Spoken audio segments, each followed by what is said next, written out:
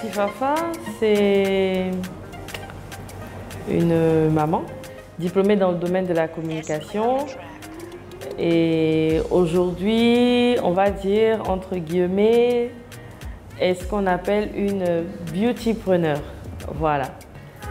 Mais en passant aussi par le métier de maquilleuse professionnelle. Voilà. Beautypreneur, c'est toutes ces personnes qui entreprennent dans le domaine de la beauté. Donc ce sont des personnes qui vont créer des activités, qui vont créer des supports, voilà, qui vont créer des events.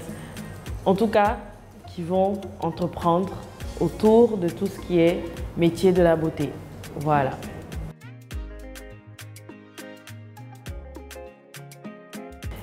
C'est un choix qui a vraiment été motivé pour des raisons personnelles, familiales. Je peux dire que j'avais la chance ou bien j'avais la grâce, parce que je ne crois pas trop la chance, d'avoir ce métier-là qui était, cette passion-là qui est devenue un métier et qui me permet aujourd'hui de pouvoir en vivre. Je pense que comme beaucoup, on a envie, mais on se posait la question de est-ce que je suis capable de le faire?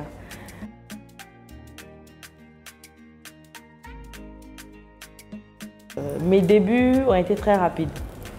J'ai rencontré une dame vraiment formidable avec qui je travaille toujours aujourd'hui. Et je lui fais un coucou au passage, elle se reconnaîtra. Et en fait, on m'a proposé beaucoup d'écoles pour me former et je me suis dit non. J'ai vu cette dame, j'ai vu son travail et j'ai envie d'apprendre à ses côtés. Donc j'ai pris contact avec elle, elle m'a formée. Et une semaine après, c'est-à-dire en 3 jours, j'étais opérationnelle. Elle a jugé bon que j'étais opérationnelle. Et en une semaine, elle m'a dit « Tu viens en stage avec moi la semaine prochaine ».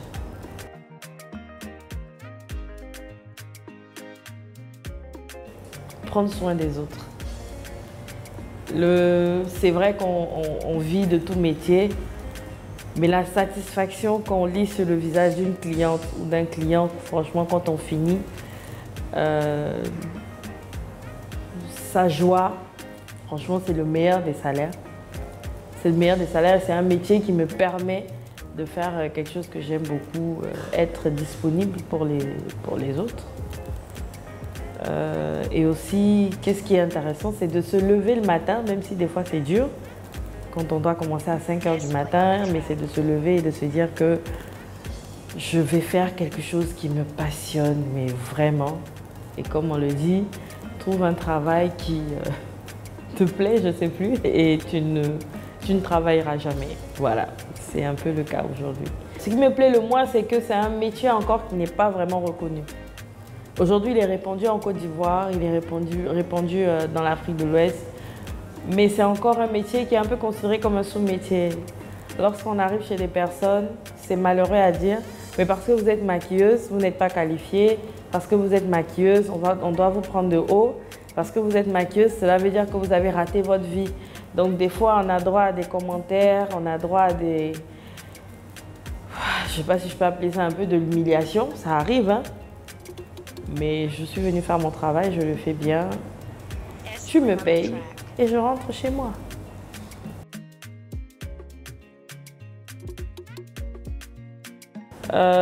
Entre réinvestir dans son entreprise, entre faire vivre au quotidien et entre épargner pour ses projets futurs, que ce soit professionnel ou personnel, je peux dire que là est un peu la difficulté parce que souvent c'est pas évident.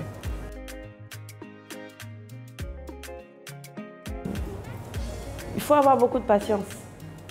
Il faut aimer l'autre. Il faut aimer l'autre parce que, comme on dit souvent, aimer quelqu'un, c'est voir au-delà de ses défauts. Donc, si vraiment tu arrives chez quelqu'un que la personne t'énerve, le résultat ne sera pas forcément le résultat escompté.